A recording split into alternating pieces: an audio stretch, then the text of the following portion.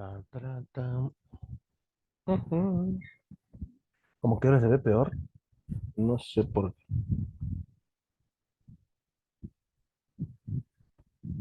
No sé por qué se ve más horrible. Se ve así feo.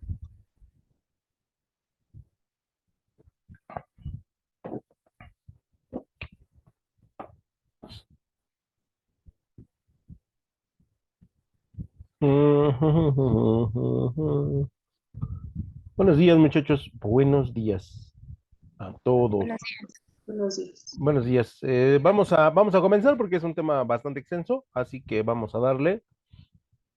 Este, así que comparto pantalla y ahorita comenzamos. Acá está.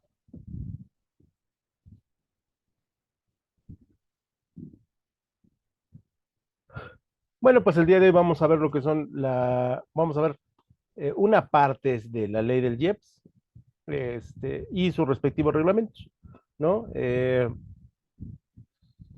Obviamente, si vemos a detalle cada uno de los artículos, pues nos llevaríamos dos cuatrimestres tranquilamente en cada una de las leyes, ¿no? Son bastante extensas, tienen muchas variantes, pero bueno, aquí tratamos de ver lo que más se acerca a la información que podría usar un administrador, ¿no? O que podría usar un contador, o que podría utilizar un encargado de negocio, ¿no? Entonces, en ese sentido, pues, decidimos por los siguientes eh, ra- eh, artículos.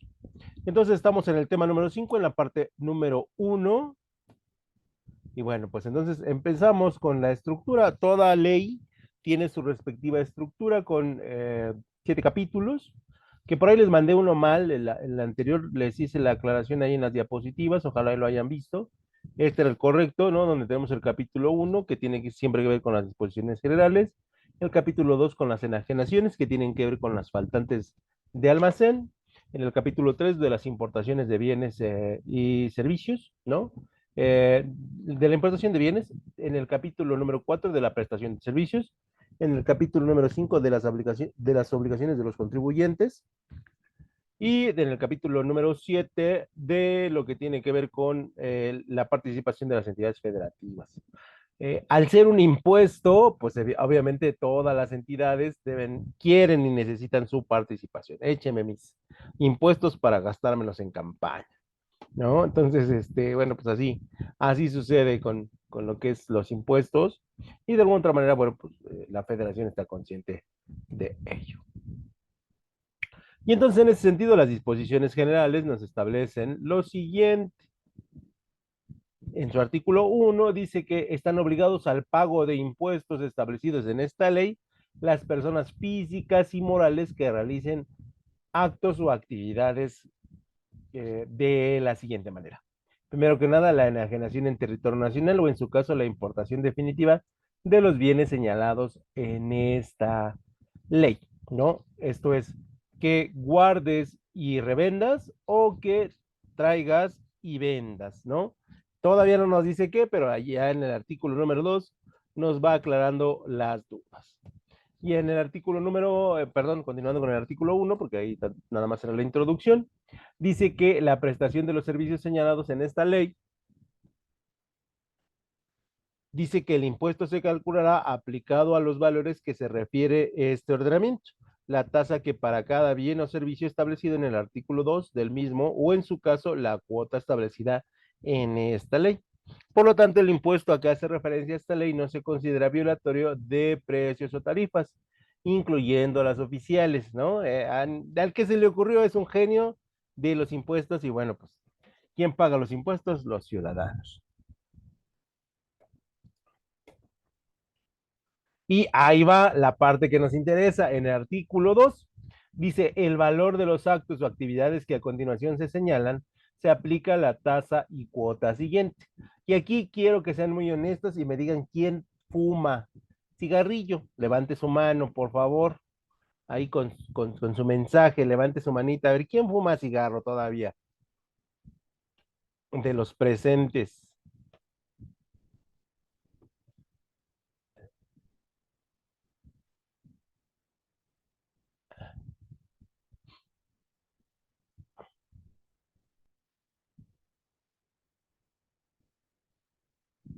Nadie fuma ya, qué bien, muchachos, que no fumen.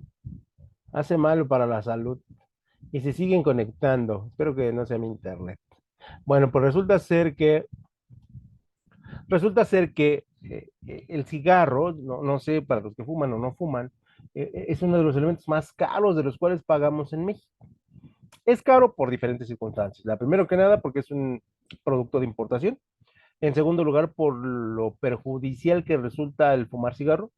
Y tercero, los efectos colaterales del cigarro, ¿no? Entonces, en ese sentido, por eso se le considera un producto muy dañino. Es curioso, ¿no? Digo, yo no construyo las leyes, pero es curioso porque el azúcar es igualmente dañina, ¿no? O nos hace mucho daño, y entonces en ese sentido, vaya, con el azúcar no pasa tanto, ¿no? Me imagino, quiero yo pensar que el cigarro o las enfermedades derivadas del cigarro son más caras que las enfermedades derivadas de el azúcar, ¿no? Y por eso es que no se le pone tanto pero. Y entonces dice que eh, esta ley se aplica para bebidas que contienen alcohol o cerveza y establece qué bebidas son las que van a entrar como parte del artículo del IEPS. Y dice que para que se considere una bebida alcohólica o cerveza debe tener una graduación de 14 grados. Esto es el 25% el total de la bebida debe tener algún contenido etílico. Dice con una graduación alcohólica de 14 a más, vamos a aplicarle el 30% del precio. Si una botella de cerveza, no solamente es un ejemplo, cuesta 10 pesos, 10 pesos, ¿cuánto costará con el impuesto atribuible a la cerveza? Que es del 25%. 12.50. 12.50, gracias. Y entonces, 2 pesos con 50 centavos pagamos ¿de qué? De impuestos. Si una botella de vino me cuesta 100 pesos, ¿a cuánto la tengo que vender por el impuesto? Mínimamente.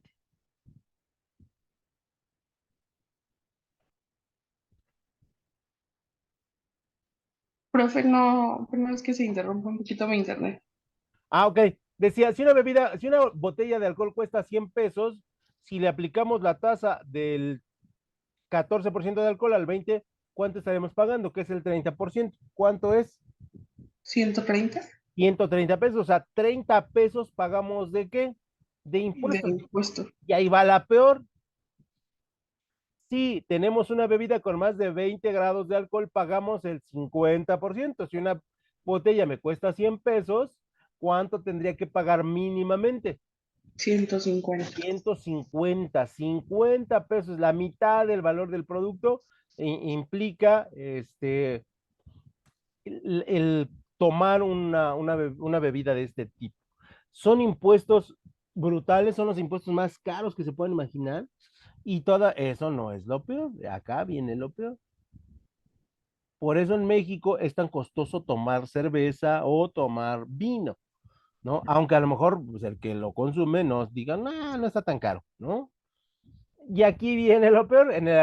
Seguimos en el artículo 2, dice que el tabaco labrado, normalmente se conoce como el concepto de labrado, es que tiene procesos productivos, no es hecho a mano como el habano. Entonces, cuando se habla de labrado es porque entra máquina, entra procesos, se empaqueta, se distribuye y bla, bla, bla, bla. Y entonces, aquí viene lo hermoso del asunto. Y dice que por cada cajetilla de cigarro, a nosotros nos van a cobrar. ¿Cuánto, muchachos?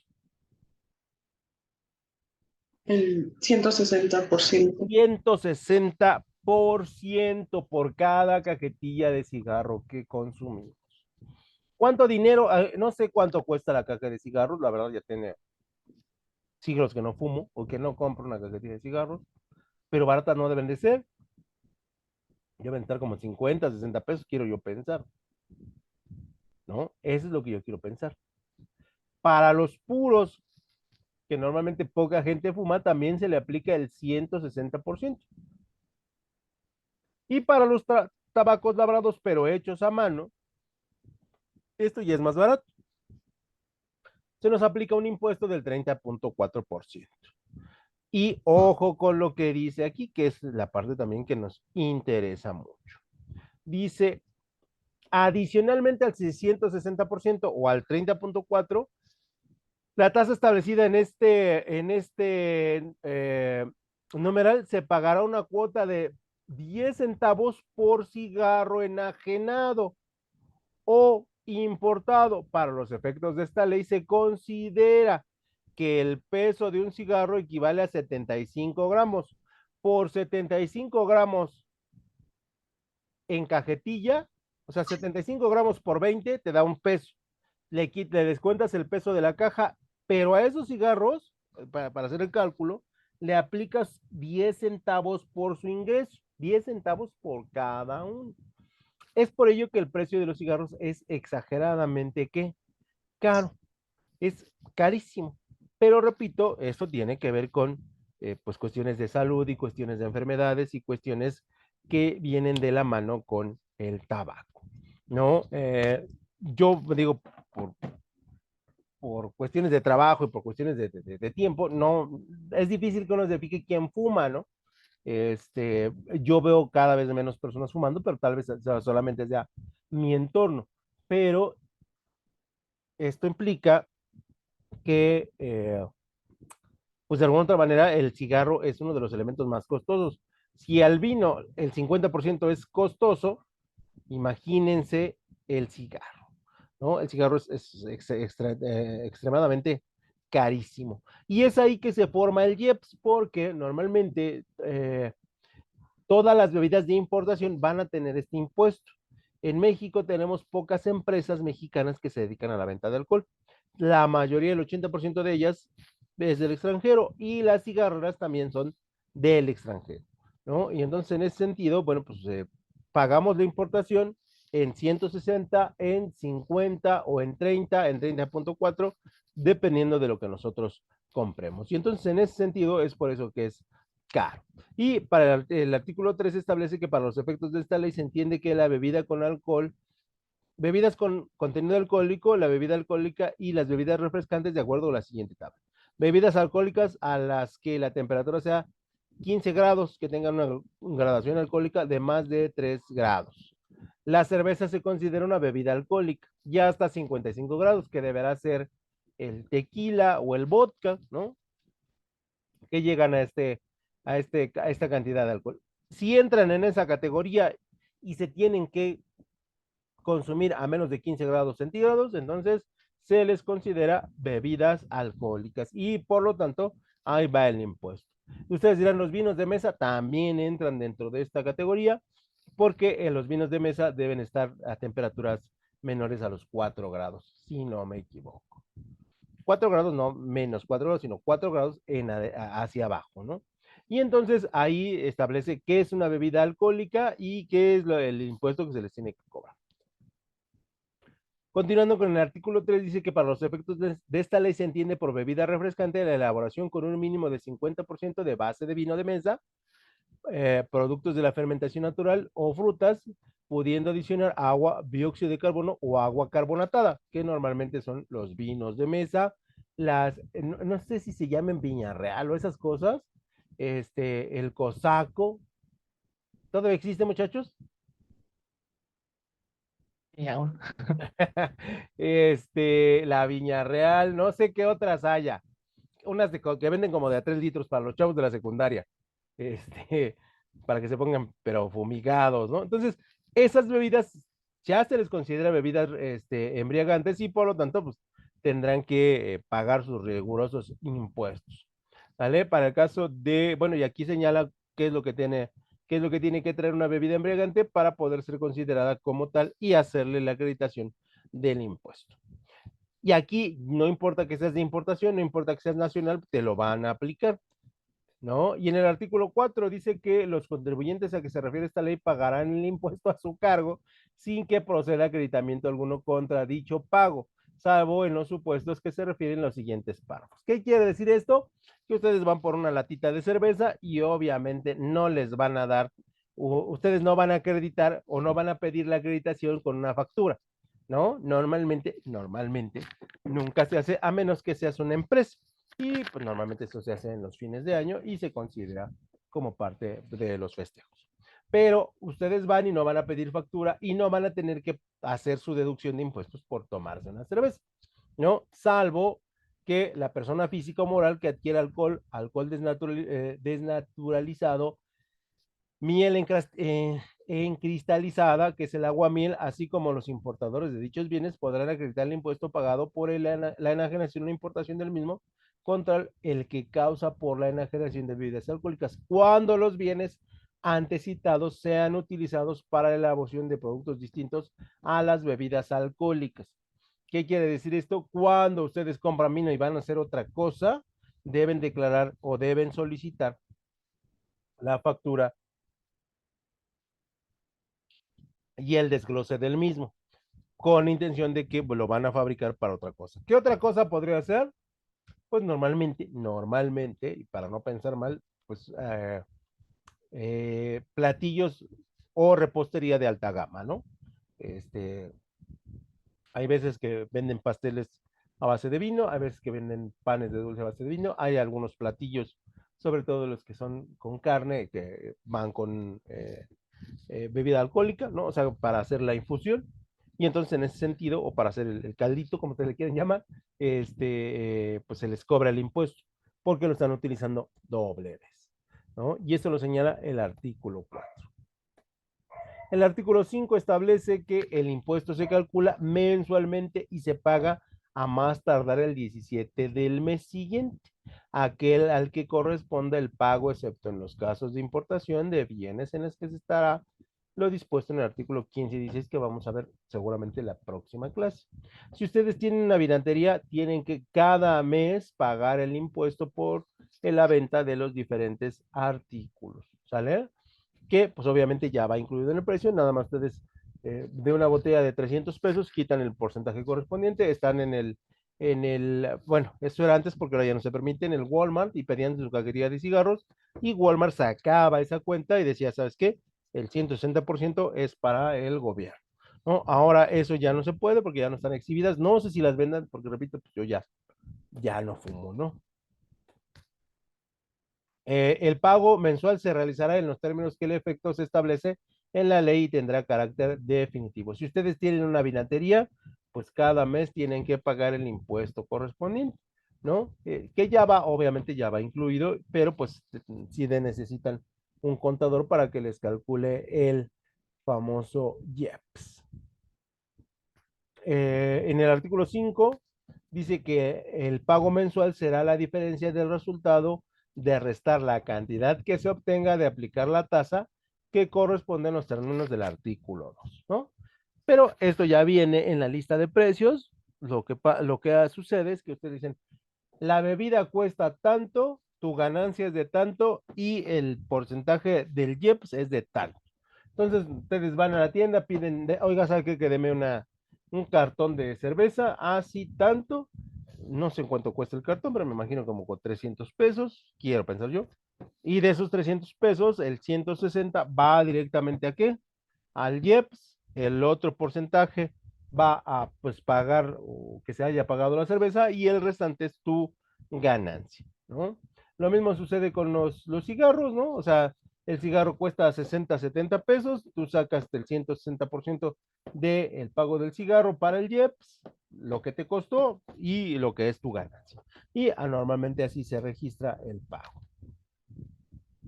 El impuesto pagado en el mismo mes por la importación de dichos bienes, así como los impuestos que resulten acreditables en el mes del que se trate de conformidad con el artículo 4. Obviamente, si se dedican a la venta de vino, pues van a tener un flujo de mercancías alto, ¿no? Normalmente la Purísima, todas esas empresas que se dedican a la venta de vino, pues tienen una gran movilidad, una gran rotación de inventario. ¿Por qué? Porque en México a la gente le gusta pues sí le gusta ponerse muy contento muchas veces, ¿no? Esa es la realidad. Sobre todo me parece que con cerveza es lo que hoy está de moda, más que con vino, pero yo creo que al que le das cerveza, pues le das un vinito y no te va a decir que no. Entonces, en ese sentido, pues de alguna otra manera se tiene que capturar, ¿no? Por ejemplo, todos los restaurantes que tienen habilitado el consumo de bebidas alcohólicas también tienen que establecerlo. Aquí es un poco más difícil porque en ocasiones la, el restaurante vende por copa, ¿no? Y entonces en ese sentido tienes que hacer el porcentaje de cada copa vendida para sacar el IEPS correspondiente, ¿no? Entonces ahí es un trabajo un poquito más laborioso que, bueno, pues el contador del restaurante tiene que hacer. También por el otro lado, lo que son las fonditas, las taquerías y todo ellas, también que tienen venta sobre todo de cerveza, pues lo tienen que hacer, ¿no? Y bueno, en ese sentido también todos los locales pequeñitos que venden cerveza por debajo del agua, pues ellos sí no pagan, ¿no? Ellos solamente pagan el contenido total de la botella, ¿no? Y entonces en ese sentido, bueno, pues el gobierno se lo pierde. Pero cualquier lugar establecido que venda bebidas alcohólicas, pues ahí tendrá que hacer el riguroso IEPS. En el artículo 6, la contribución que reciba la devolución de bienes enajenados u otorgados, descuentos o bonificaciones con motivo de la realización de actos o actividades por los que se hubiera pagado el impuesto en los términos de esta ley. Aquí es muy simple. Hay cosas que llegan a aduana, pero que no pasan la aduana por diferentes circunstancias, ¿no? Y entonces yo pago una parte en la aduana y espero que la liberación de mi mercancía. Una vez que liberan la mercancía, yo pago el otro restante. Pero resulta ser que la aduana pues no te lo recibe o tú cuando lo checas te dicen, ¿sabes qué? Yo pedí vodka naranja y me estaban mandando vodka mango, ¿no? Y esto no era lo que yo pedí. Entonces, no tengo la obligación de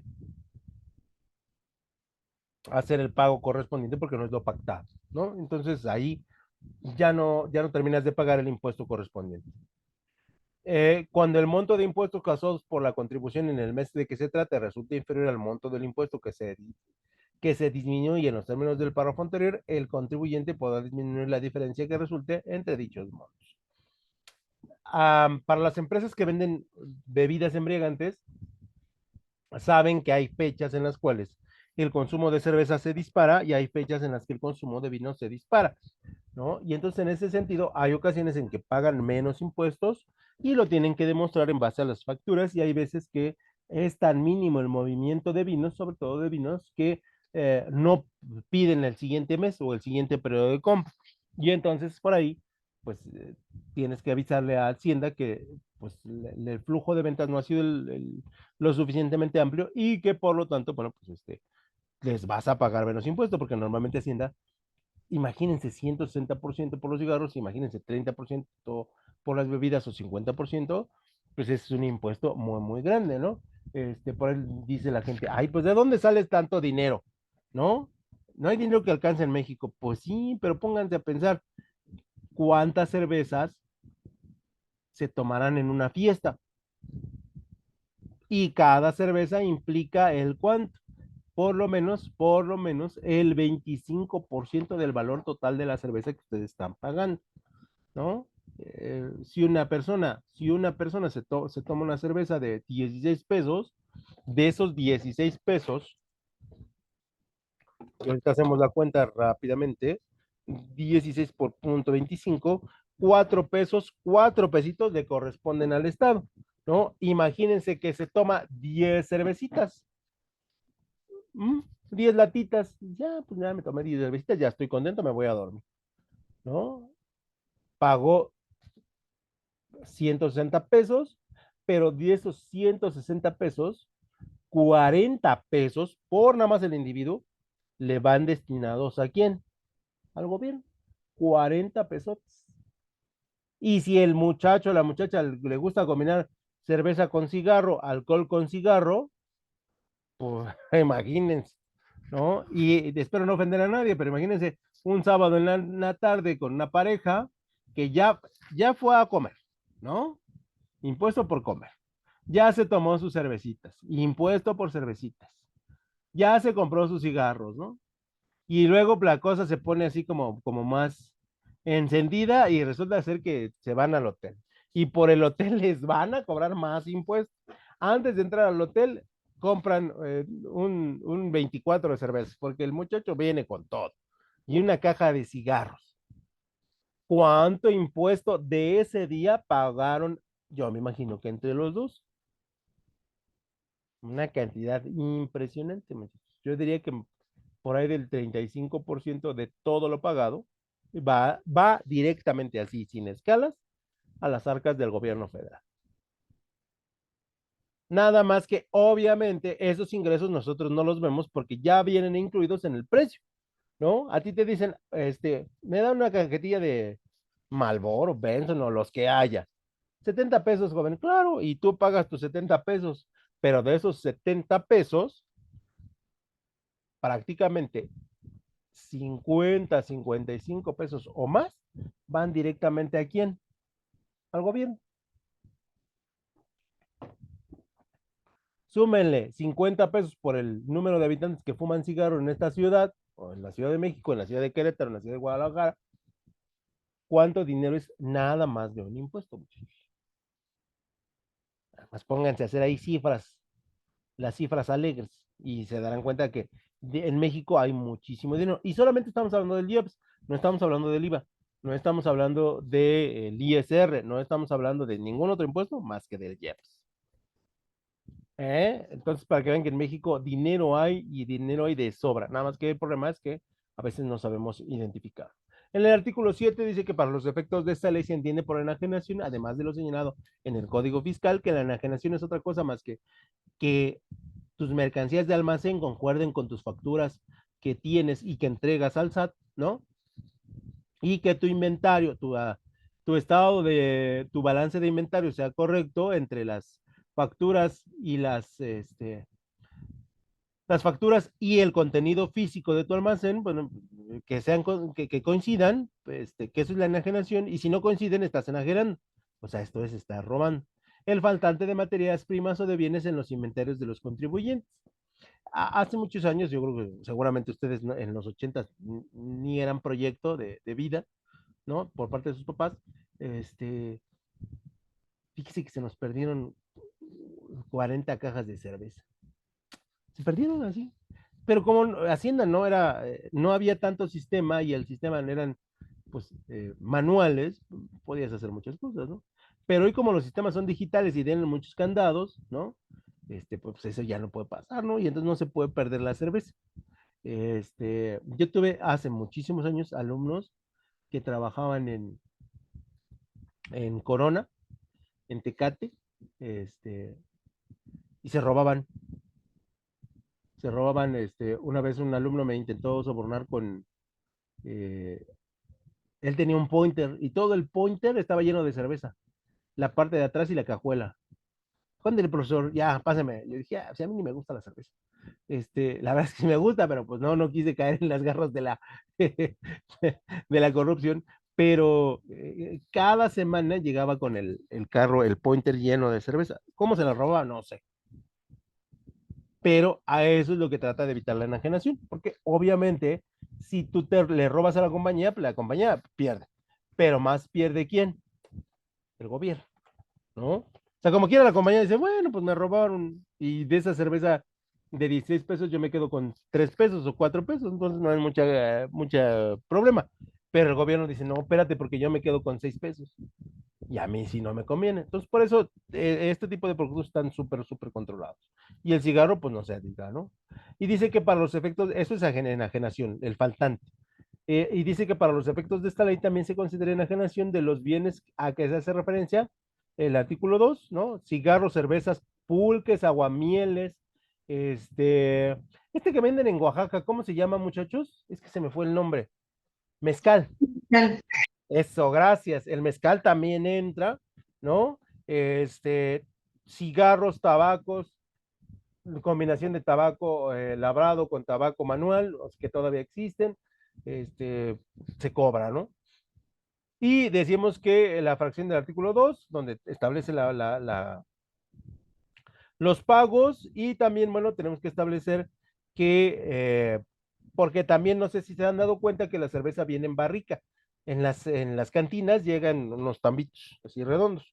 Obviamente en las cantinas es más grande, ¿no? Y a esos también se les cobra impuesto porque pues no los podemos perder, ¿no? Y dice que para ellos, eh, si cuenta con 5,000 litros, que son bastantes, también menores a 5,000 litros no van a pagar impuestos, pero mayores a 5,000 litros sí van a pagar impuestos. La verdad es que no tengo idea de cuánto físicamente sean 5,000 litros, la verdad desconozco. Pero no sé si así conocen en la Ciudad de México, bueno, acá en Querétaro también hay el Big Factor, que tiene ahí sus contenedores de cerveza. No sé si alguna vez han pasado por ahí, lo han visto, seguramente sí. Y a ellos, obviamente, también, aunque es una cerveza artesanal, aunque ellos lo digan, también se le cobran impuestos, pero se le cobran impuestos. Dice, yo no vendo vasos, yo no vendo latas, yo no vendo envases, yo lo vendo así directamente del contenedor. Y entonces el gobierno dice, ah, sí, pero tu contenedor es de más de 5,000 litros y por lo tanto es acreditable el uso de qué? Del 30% sobre tu cerveza. Y entonces ya la Beer Factor dice, ah, qué gacho, ¿no? Hay unas cervecerías, por ejemplo, en Reforma, que son artesanales, ¿no? Que estas sí se venden en vaso de vidrio, bueno, en envase de vidrio, pero sus contenedores son menores a 5,000 litros. Y entonces ahí la tasa del impuesto es mucho menor, porque se considera pequeño contribuyente y no se considera un contribuyente mayor. Ya en el artículo 8 no se pagará el impuesto establecido por esta ley de enajenación en los siguientes casos.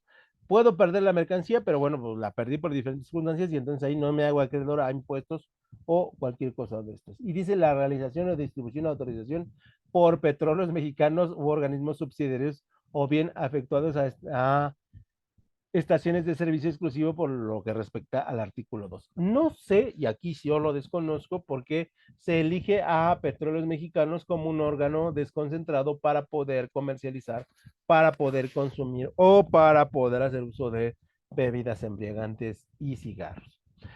No pagarán impuestos el aguamiel y productos derivados de su fermentación, siempre y cuando el gramaje de alcohol no exceda los 14 grados.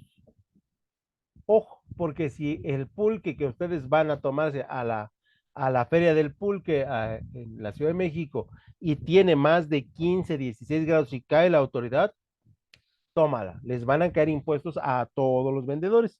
Por eso es que ellos son muy cuidadosos con la cantidad de alcohol o de fermentación que desarrollan para la elaboración del pulque y del agua miel, ¿no? Es por eso que el pulque tomó mucho auge a partir como hace 10 años, que el IEP se empezó a poner más rígido, porque para el consumidor final es más barato pagar, bueno, que no sé si sea barato el litro de pulque, por ahí cuando cuesta el litro de pulque, muchachos, sabrán. Como 20 pesos más o menos, Ah, 25. pues fíjense, 20 pesitos, écheme 2 litros, luego, me los Sí, echo. ¿verdad? En mis tiempos, había uno que, yo creo que ya no lo hacen, de piñón. El piñón es una de las semillas más caras que yo creo que puede existir. Eh, pero era una bebida de dioses, materialmente.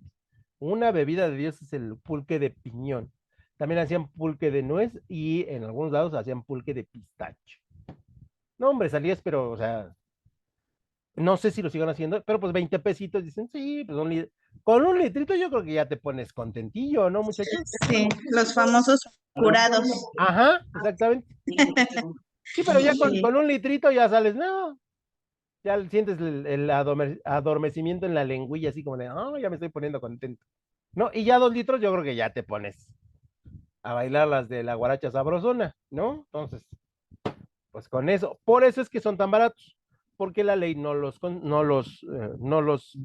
sanciona de alguna otra manera, y porque, bueno, también como parte de la globalización de la cultura mexicana, porque no sé si se dan cuenta que pareciera que hoy estamos en la boca de todo el mundo, pero es una campaña, obviamente, que lleva alrededor de 10 o 12 años, este, como parte del turismo, el pulque pues no paga impuestos. Entonces viene el extranjero y en lugar de tomarse un vodka de primera calidad, dice, écheme un litro de pulque, ¿no? Y pues no gasta y sale súper contento, ¿no? Y aparte que para algunos paladares es muy rico.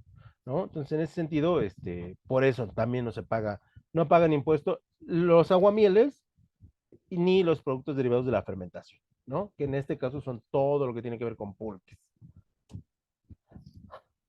Ya me voy a apuro porque se me acaba el tiempo. Continuando con el artículo 8, decimos que no pagarán impuestos por la enajenación los siguientes elementos, ¿no? La cerveza, bebida refrescante, puros y otros tabacos labrados que se efectúen al público en general, salvo que la enajenación sea fabricada, producida, envasada, distribuida e importada de los bienes que enajenen. Ojo, ¿qué quiere decir esto? Si yo tengo mis barrijas de menos de 5,000 litros y hago cerveza y los invito, yo se las puedo vender, pero no generan impuestos. Es por ello que hace como 5 años empezó la cerveza artesanal y cerveza artesanal y cerveza artesanal, porque evidentemente hacer cerveza no es un proceso sencillo, pero desde el punto de vista de los impuestos, yo podía vender cerveza como venderles un agua de fresa en la nevería. Y entonces a mí me resultaba un buen negocio porque yo vendía el precio de la cerveza a el precio del mercado, ¿no? Y entonces en ese sentido, si yo no lo envaso, si yo no lo distribuyo, si yo no lo importo, lo puedo pagar y no hay ningún, o sea, lo puedo generar y no se me va a cobrar impuestos. Pero si yo hago todo el proceso productivo de una empresa como Corona o como Tecate, como esas empresas, ahí sí viene el impuesto correspondiente, ¿no? Entonces, en ese sentido, también si ustedes se dedican a hacer tabaco artesanal, lo que es el puro artesanal, que los están viendo, que están metiendo las hojas y las están enrollando y están creando el tabaco, ahí no les pueden cobrar impuestos. Pero, por ejemplo, en México es difícil, yo no conozco, por lo menos del territorio nacional, no conozco mucho, pero no conozco un lugar donde se haga tabaco de forma manual, a diferencia de Cuba, que ustedes pueden ir a los locales y ahí estás viendo cómo la gente está haciendo te está haciendo tu habano, ¿no? Y ya te dicen, y perdón que les sea el albur, ¿no? Pero lo quiere grueso, lo quiere delgado, ¿no? Y ya tú dices, yo lo quiero delgado, ¿no? Y ya te lo empiezan a hacer, te lo preparan tu puro y ya. Sales con tu puro en la mano y si quieres te lo puedes ir fumando, ¿no? Entonces, en ese sentido, yo en México no lo conozco. Y hasta ahí quedaríamos, solamente vimos las disposiciones generales y lo que respecta a los cobros correspondientes al IEPS. ¿Cómo ven, muchachos? ¿Cuánto pagan de impuesto por IEPS? Un buen, un buen. Pero bueno, ¿dudas, muchachos? No, profesor, hasta ahorita ninguno. Ok, ¿algo que quieran comentarme, algo que me quieran decir? No, ok, perfecto. Bueno, pues entonces nos vemos la próxima clase el día miércoles. Resultados de su examen, solamente de su examen, sin contar, obviamente, tareas ni nada, ¿sale? Nada más para que no se queden con la duda de cómo les fue y esperemos que no haya habido problema. Cuídense mucho, muchachos. Nos estamos viendo el próximo sábado. Bonito fin de semana caluroso, mucha agua, mucho protector solar y no se asolen mucho.